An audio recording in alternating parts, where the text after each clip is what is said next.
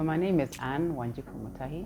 I'm a mother, a wife, and I always say I'm a good friend to many. I love walking. I'm a great walker. I walk long distances wherever I am. I love spending time with my family. I love to cook different dishes, and I love to read.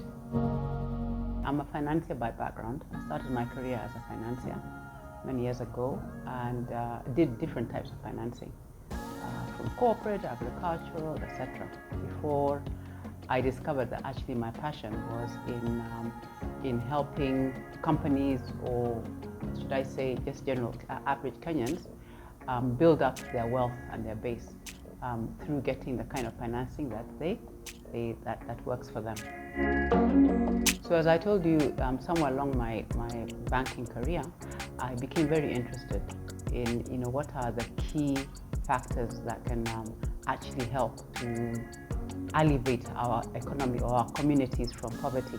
And as you know, within our communities, I think women are disadvantaged when it comes to opportunities, in many different spheres of life.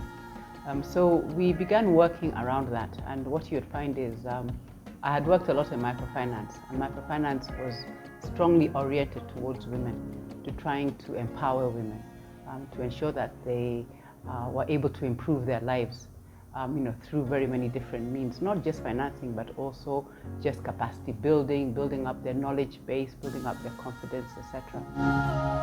Challenges have been many. And I think challenges are good in that they give you another perspective.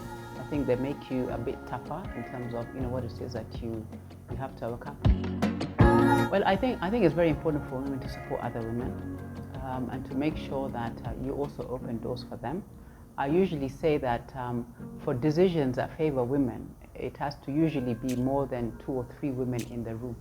So it's very important for women who are leaders to make sure that they're not the only voice, that they bring in other voices.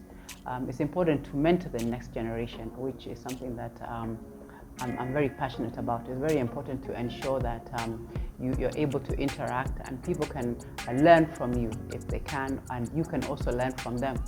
When it comes to the bias, as I said before, there's patriarchy is also in women. So I think the women also need to be very, very clear among themselves that they can actually do it. And what has happened in our societies is that as women have been brought up, less so these days, but as they've been brought up, they didn't see a role model of someone who went maybe to a certain level. So they didn't have it in their minds. But what you're finding now is that they do. So I think women have to actually deal with that bias in and of themselves and encourage others to actually move on. The third thing I'll say is that it's important that we reach out to men and also discuss with them all these different things. You find that a lot of men are willing to assist women, but sometimes they don't know how. They don't know how. So I think that dialogue should never be broken. And it's a dialogue that you need to have continuously. And also with your young sons, with your younger brothers who are out there, so that even as they grow, that they're actually aware that some of these things are important.